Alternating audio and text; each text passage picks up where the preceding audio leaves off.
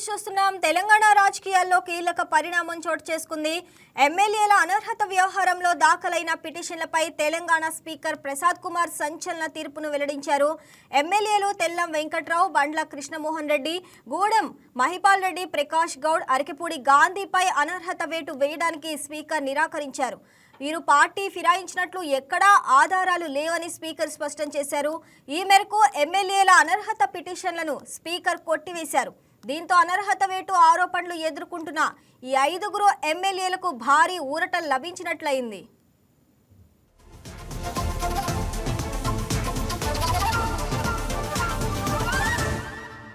5గురు ఎమ్మెల్యేలు పార్టీ మారినట్లు ఆధారాలు చూపలేకపోయారని స్పీకర్ గడ్డం ప్రసాద్ తీర్పులో వెల్లడించారు. అనర్హత వేటకు తగిన ఆధారాలు లేవని, సాంకేతికంగా ఆ 5గురు ఎమ్మెల్యేలు బీఆర్ఎస్లోనే ఉన్నట్లు స్పష్టం చేశారు.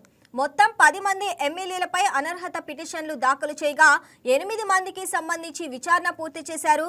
దానం నాగేందర్, కడియం శ్రీహరిపై దాఖలైన పిటిషన్లకు సంబంధించిన విచారణ ఇంకా పూర్తి కాలేదు. అనర్హత పిటిషన్లపై సభాపతి త్వరగా నిర్ణయం తీసుకునేలా ఆదేశాలు ఇవ్వాలని కోరుతూ భారత రాష్ట్ర సమితి సుప్రీంకోర్టులో దాఖలు చేసిన పిటిషన్పై ఈ నెల 19న మరోమారు విచారణ జరగనుంది. 8 మందికి సంబంధించి విచారణ పూర్తి చేసిన సభాపతి ఇవాళ 5గురికి సంబంధించి తీర్పు ఇచ్చారు. పోచారం శ్రీనివాస్ రెడ్డి, కాలే యాదయ్య, సంజయ్ కుమార్ కు సంబంధించి గురువారం తీర్పు వెలువడనుంది.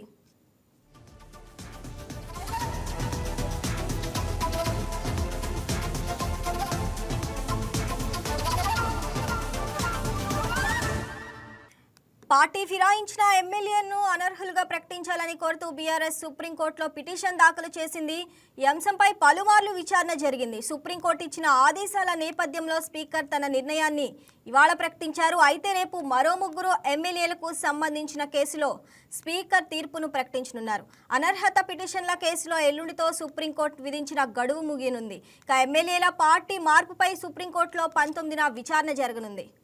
రైట్, ఇక దీనికి సంబంధించి మరింత సమాచారం all India Congress OBC vice chairman Katti Venkataswamy గారు ఉన్నారు, వారితో మాట్లాడదాం. నమస్తే సార్. కత్తి వెంకటస్వామి గారు, అసలు చెప్పండి, అసలు స్పీకర్ తీర్పును ఎలా చూడాలి? ఇప్పుడు దాంట్లో స్పీకర్ యొక్క పరిధి, తర్వాత ద నార్మ్స్ ఆఫ్ ది ఈ చట్టం ఉంది కదా, ఆర్టికల్ చట్టం సంబంధించినటువంటి ఏవైతే నియమాలు ఉన్నాయో ఆ నియమాలకు లోబడి స్పీకర్ గారు ఇచ్చిందా లేదా అనేటువంటిది ప్రధాన అంశం. వాటి పరిధిలో ఇచ్చినట్టయితే ఉంటే దాన్ని అప్రిషియేట్ చేయొచ్చు. ఒకవేళ దాని పరిధిని దాటి లేకపోతే దాంట్లో ఉన్నటువంటి నియమాలను పాటించకపోతే అది పార్టీ ఏదైనా కూడా ఆక్షేపణీయమే. మా పార్టీ అయినా వేరే పార్టీ అయినా కూడా ఆక్షేపణీయం. స్పీకర్గా వారికి ఉన్నటువంటి వారికి ఉన్నటువంటి విజ్ఞత, వారికి ఉన్నటువంటి వారికి ఉన్న నాలెడ్జ్ని బట్టి అయితే వారు ఆ తప్పు చేయరు అనేటువంటిది నా సంపూర్ణ విశ్వాసం. అయితే దాని పూర్తి పాఠం వచ్చిన తర్వాతనే దాని మీద మాట్లాడడానికి అవకాశం ఉంటుంది. డెఫినెట్గా ఏది ఏమైనా న్యాయబద్ధంగా పార్టీ ఫిరాయింపుల చట్టానికి అనుగుణంగానే నిర్ణయం తీసుకోవాలనేటువంటిది నేను ఆశిస్తున్నాను స్పీకర్ గారు. వెంకటస్వామి గారు, అసలు సీఎం సమక్షంలోనే కాంగ్రెస్ కండువా కప్పుకున్నారు, ఇటేమో స్పీకర్ ఏమో ఆధారాలు లేవని అసలు ఎలా అంటారు? ఇప్పుడు పార్టీ కండువా కప్పుకున్నారని వీళ్ళ ఆరోపణ. ఆ కప్పుకున్న వాడు ఏమంటున్నాడు, నేను పార్టీ కండువా కప్పుకోలేదు, ఏదో మర్యాదపూర్వకంగా కలిసిన అని అతను స్టేట్మెంట్ ఇస్తున్నాడు. సో ఈ 2 కాంట్రడిక్షన్ ఉన్నది. ఈ కాంట్రడిక్షన్ తేల్చాల్సినటువంటి బాధ్యత స్పీకర్ గారి మీదనే ఉన్నది. స్పీకర్ గారి యొక్క విచక్షణ అధికారాలకు లోబడే ఏదైనా నిర్ణయం జరుగుతుంది. మీరు కానీ నేను కానీ బయట నుంచి ఉన్నటువంటి వ్యక్తులు కానీ మనం ఇన్ఫ్లుయెన్స్ చేయడానికి లేదు. ఇన్ఫ్లుయెన్స్ చేసేటి 2 అంశాలు. ఒకటేమో పార్టీ ఫిరాయింపుల చట్టం, రెండోదేమో వాళ్ళు పార్టీ మారినట్టు ఉన్నటువంటి రుజువులు, వాళ్ళు వాళ్ళ స్వయంగా పార్టీ మారుతున్నట్టు వారు ఇచ్చినటువంటి స్టేట్మెంట్ కానీ, వాళ్ళు పార్టీ కార్యక్రమాల్లో పాల్గొన్నటువంటి అంశాలు కానీ అవి ఉన్నట్టు ఏదంటే అవి డెఫినెట్గా ఇప్పుడు మీరు ఫర్ ఎగ్జాంపుల్ మీరు శ్రీహరి గారు లేకపోతే నాగేందర్ గారు అయితే డైరెక్ట్గా వారు మా పార్టీ పక్షాన పోటీ చేసినారు. మా పార్టీ పక్షాన పార్టీ గుర్తు మీద పోటీ చేసినారు ఆయన. కాబట్టి అది అక్కడ స్పష్టంగా ఆయన పార్టీ మారింది అనేది స్పష్టంగా అర్థమవుతుంది. ఇంకా శ్రీదేవి గారి మీద వాళ్ళ కూతురు కోసం ఆయన ప్రచారం చేసినాడు కానీ ఆయన పార్టీ మారలేదని బుకాయించే అవకాశం ఉంది. అది కూడా బుకాయించడం కాదు, ఆయన పార్టీ మారిన మాట వాస్తవం. కానీ మిగతా వాళ్ళ విషయాల్లో ఆయా ఎమ్మెల్యేలు వాళ్ళ స్టేట్మెంట్స్లలో కన్ఫ్యూజన్ ఉన్నది, కాంట్రడిక్షన్ ఉన్నది. ఆ కాంట్రడిక్షన్ ని డిజాల్వ్ చేయాల్సినటువంటి బాధ్యత, దాన్ని ఒక కంక్లూజన్ కరెక్ట్ గా ఇవ్వాల్సిన బాధ్యత స్పీకర్ గారి మీదే. వారికే అధికారాలు ఉన్నాయి కాబట్టి వారు ఏ నిర్ణయం తీసుకున్నా కూడా దాన్ని మనము క్వశ్చన్ చేసేటువంటి అధికారం ఈవెన్ కోర్టులకు కూడా లేనటువంటి పరిస్థితి, అది చట్ట పరిధిలో ఉన్నటువంటి పరిస్థితి. ఆయన విచక్షణాధికారం కూడా ఉంది. అయితే ఆ విచక్షణాధికారాల దుర్వినియోగం జరగొద్దు అనేది మాత్రం నేను కాంగ్రెస్ పార్టీ నాయకులు ఉన్నప్పటికీ, ఇది మా పార్టీకి కొంత ఇబ్బందికరమైన పరిస్థితి కలుగుతున్నప్పటికీ, నేను ఒక ప్రజాస్వామ్యవాదిగా రాజ్యాంగ రక్షణకు నిలబడి ఉన్నటువంటి కొట్లాడుతున్నటువంటి మా రాహుల్ గాంధీ గారి యొక్క అడుగుజాడల్లో వారు చెప్పినటువంటి దాంట్లో రాజ్యాంగ బద్ధంగా కొట్లాడాలనేటువంటిది నేనే అంటున్నా, ఆయన అంటున్నాడు. కాబట్టి మా పార్టీ పెద్దలైనా మేమైనా డెఫినెట్ గా రాజ్యాంగబద్ధంగా ఏవైతే నియమాలు ఉన్నాయో దాన్ని పాటించడంలో ఏమాత్రం సంశయం వెంకటస్వామి గారు, లేదు. మళ్ళీ 19వ తారీఖు కూడా విచారణ అయితే జరగనుంది. మరొక 3 కూడా ఉన్నారు. వాళ్ళకి సంబంధించి అసలు గురువారం తీర్పు ఎలా ఉండే అవకాశం ఉందంటారు? అంటే ఇప్పుడు నేను దీని పాఠవాన్ని కూడా పూర్తిగా ఇందాకనే వచ్చింది కదండి, పూర్తి పాఠవాన్ని చూడలేదు. సరే, అయితే ఒక సేఫ్ సైడ్ అయితే వచ్చినారు ఇప్పుడు ఆ ఎమ్మెల్యేలు. ఆ 3 విషయంలో కూడా అదే రకంగా జరుగుతుంది అనేటువంటి ఎక్స్పెక్టేషన్ నేను అనుకుంటున్నా. బట్ ఏదేమైనా నైతిక విలువలను దృష్టిలో పెట్టుకొని మాట్లాడాల్సినటువంటి అంశం. టెక్నికల్ ఇష్యూస్ మనం చూస్తున్నాం కానీ నైతిక విలువలు కూడా చాలా ఇంపార్టెంట్ కదమ్మా. అయితే ఇవాళ రాజకీయాల్లో నైతిక విలువలకు అనేటువంటి నైతికమైనటువంటి బాధ్యతలు కానీ విలువలు కానీ మొత్తం మంట కలిపినటువంటి పరిస్థితి గతంలో వచ్చినటువంటి 2014 తర్వాత దేశంలో రాష్ట్రంలో రాజకీయ నైతిక విలువలను తుంగలో దొక్కింది. అటు భారతీయ జనతా పార్టీ కావచ్చు, ఇటు అంటే ఇక్కడ నైతిక విలువలు ఎక్కడా కనిపించట్లేదు అంటారా మీరు? నైతికంగా కరెక్ట్ కాదండి. పార్టీ మారినట్టు నిన్న ఆడితో ఇవాళ మారినని చెప్తున్నానంటే ఎట్లా నైతికంగా అన్నట్టు చెప్పండి సార్, చెప్పండి మేడం. నేను అభివృద్ధి కోసం పోయినోడి కండు వేసుకోవాల్సిన అవసరం అయితే లేదు మరి నా ఉద్దేశంలో. ఓ షాల్వా వేస్తారు. మరి ఇటు బీఆర్ఎస్ కూడా న్యాయ పోరాటం చేస్తుంది అంటుంది కదా, మరి కోర్టులు ఎలా స్పందించవచ్చు ఈ విషయంపై? కోర్టులు ఏం ఇప్పుడు కోర్టులు కూడా అంబిగ్యూటీలో ఉన్నాయండి. కోర్టులు ఎక్కడ న్యాయబద్ధంగా ఉన్నాయండి? బీసీల విషయానికి వచ్చినట్టేదంటేనేమో కోర్టులు ఒక రకమైనటువంటి తీర్పునిస్తాయి. మీరు 50% క్రాస్ కావద్దని అంటది అదే కోర్టు. అదే కోర్టు ఈడబ్ల్యూఎస్ విషయంలో 60% క్రాస్ అయినాక కూడా వానికి ఏమి ఇబ్బంది లేదని వాడిని రాజ్యాంగబద్ధం అంటది. కోర్టులు కూడా ఎక్కడ న్యాయ వ్యవస్థనే నాశనం అయిపోయింది. న్యాయ వ్యవస్థలో ఉన్నటువంటి వ్యక్తులు ఎవరైతే ఉన్నారో ఆధిపత్య కులాలకు సంబంధించిన వాళ్ళు, వాళ్ళ కులాలకు సంబంధించి వాళ్ళ వర్గాలకు సంబంధించి ఒక న్యాయ వ్యవస్థను తమ వైపు మలుచుకునేటువంటి దౌర్భాగ్య స్థితి ఈ దేశంలో వచ్చిన తర్వాత ఇలా సుప్రీంకోర్టులు కానీ స్పీకర్లను కానీ లేకపోతే ఏ వ్యవస్థను కూడా నమ్మలేనటువంటి దౌర్భాగ్య పరిస్థితి ఈ దేశంలో వచ్చింది. అదే కదా, అందుకనే కొట్లాడుతున్నాం. న్యాయ పోరాటం అని ఒక పక్కన రాహుల్ గాంధీ కొట్లాడినా, మేము మా పోరాటం అని మేము కొట్లాడినా, లేకపోతే విత్ ఇన్ ది పార్టీస్ లో జరుగుతున్నటువంటి అన్యాయాలకు వ్యతిరేకంగా పార్టీలో ఉన్నటువంటి అనేక మంది మా నుంచి 30 ఏళ్ళు 40 ఏళ్ళ నుంచి పనిచేస్తున్న కార్యకర్తలు కొట్లాడి, ఇవన్నీ కూడా నైతిక విలువలకు దూరంగా పార్టీలు కానీ లేకపోతే ప్రభుత్వ వ్యవస్థలు కానీ న్యాయ వ్యవస్థ కానీ నైతిక విలువలను తుంగలో తొక్కి వెళ్తున్నటువంటి కారణంగానే ఇవాళ వస్తున్నటువంటి ఇబ్బందులు. లేకపోతే ఇంత చర్చనే జరగదు. పార్టీ మారిందంటే మారింది అనుకోవాలా, మారినప్పుడు ధైర్యంగా మారాలా. ఈ దొంగాటలు ఎందుకండి? నేను మా పార్టీ అని నేనేం చూస్తలేను మేడం.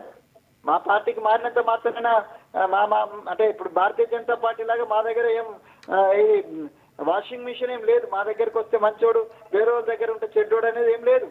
పార్టీ మారడం అంటే మారడమే, మారకపోతే మారనే. నీ ఆత్మ సాక్షిగా నువ్వు మారినవా మారలేదో చెప్పాలా. అది ఆ బాధ్యత ఆ ఎమ్మెల్యే మీద ఉంటది. ఆ ఎమ్మెల్యే రాతపూర్వకంగా ఇప్పుడు బయట యాక్టివిటీస్ లో మారినట్టు కనిపిస్తుంది మీకు మీడియాలో కానీ మాకు కానీ. మన కళ్ళను మనమే నమ్మలేనటువంటి పరిస్థితి అమ్మా. మన కళ్ళతో చూసింది మేము కప్పుకున్నట్టే నేను కప్పుకోలేదంటే ఏమంటామండి? బరి తెగించి అబద్ధాలు ఆడితే ఏమంటామండి? రైట్ వెంకట స్వామి గారు, థ్యాంక్స్ ఫర్ ది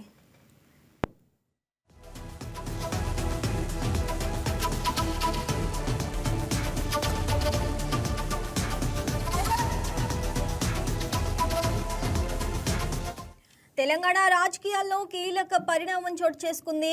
ఎమ్మెల్యేల అనర్హత వ్యవహారంలో దాఖలైన పిటిషన్పై తెలంగాణ స్పీకర్ ప్రసాద్ కుమార్ సంచలన తీర్పును వెల్లడించారు.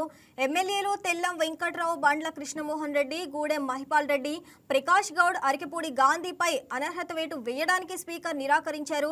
వీరు పార్టీ ఫిరాయించినట్లు ఎక్కడ ఆధారాలు లేవని స్పీకర్ స్పష్టం చేశారు. ఈ మేరకు ఎమ్మెల్యేల అనర్హత పిటిషన్లను స్పీకర్ కొట్టివేశారు. దీంతో అనర్హత వేటు ఆరోపణలు ఎదుర్కొంటున్న ఈ 5 ఎమ్మెల్యేలకు భారీ ఊరట లభించినట్లయింది.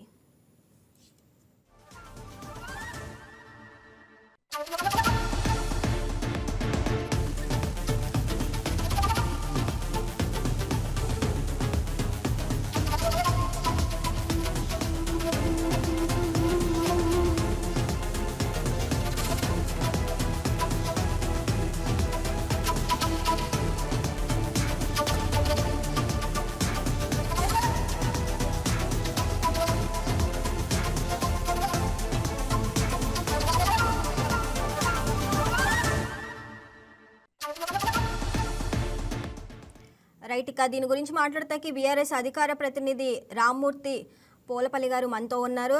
సార్, అసలు చెప్పండి, ఈ ఫిరాయింపు ఎమ్మెల్యేలు సీఎం సమక్షంలో కాంగ్రెస్ కండువా కప్పుకున్నారు, అయినా కూడా స్పీకర్ ఆధారాలు లేవని ఎలా అంటారు?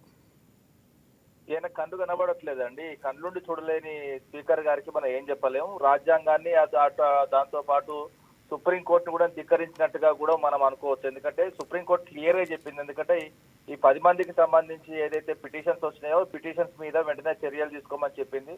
చెప్తే ఈయనకి ఎట్లా అర్థమైందో కానీ మొత్తానికైతే తప్పుడు నిర్ణయం తీసుకున్నాడు. వాస్తవాలు ఏంటంటే తెలంగాణ ప్రజలకు ప్రతి ఒక్కరికి తెలుసు, పార్టీ ఫిరాయింపు అయిన 10 మంది ఎమ్మెల్యేల పేర్లతో సహా తెలుసు. కానీ ఏంటంటే ఇది వాస్తవంగా స్పీకర్ చాలా తప్పుడు నిర్ణయం తీసుకున్నట్టుగా మనం అనుకోవచ్చు.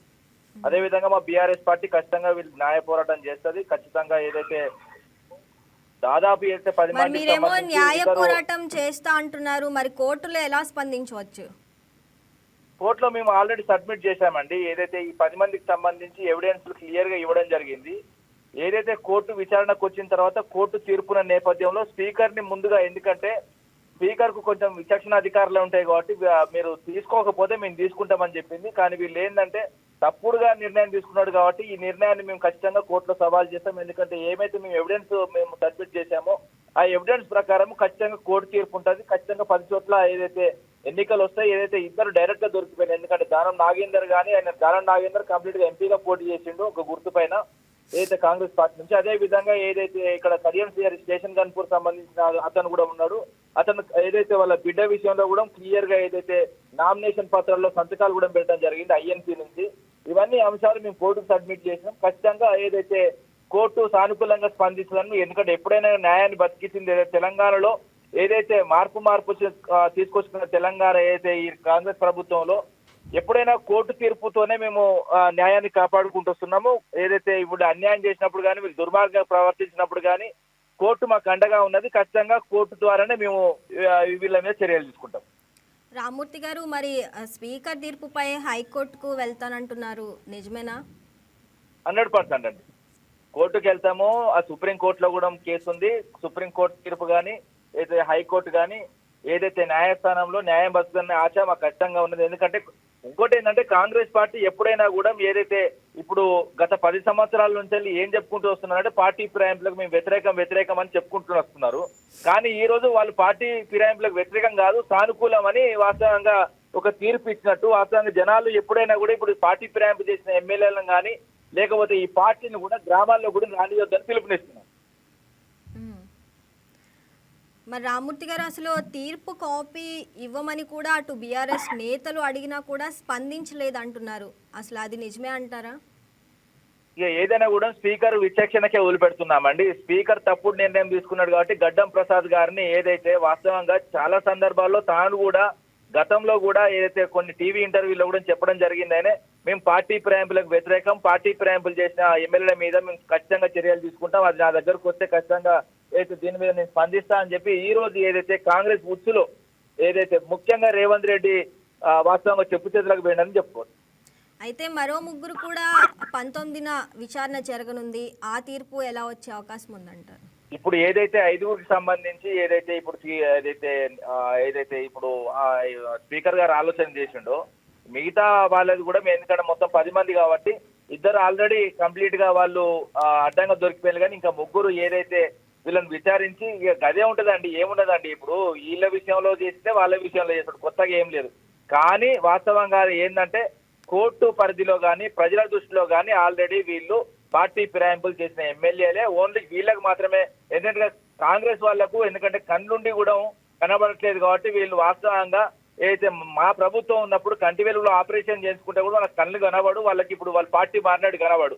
ఎందుకంటే ఒక పార్టీ కండువ కప్పుకున్న తర్వాత కూడా ఆ పార్టీ కండువ కాదు, ఏదైతే దేవుని కండువ ఒకటి చెప్తాడో అదే విధంగా పార్టీ మారినోడికి ధైర్యం లేదు, పార్టీ మార్పించడానికి ధైర్యం లేదు, కండువ కప్పినోడికి ధైర్యం లేదు, కండువ కప్పించుకున్న ధైర్యం లేదు. ధైర్యం లేని మనుషులు, ధైర్యం లేని పార్టీలు. రైట్ రామ్మూర్తి గారు, థ్యాంక్ యూ అండి. హాయ్ వ్యూయర్స్, ఈ వీడియో మీకు నచ్చినట్లయితే లైక్ కొట్టి షేర్ చేసి వైకే టీవీని సబ్స్క్రైబ్ చేసుకోండి.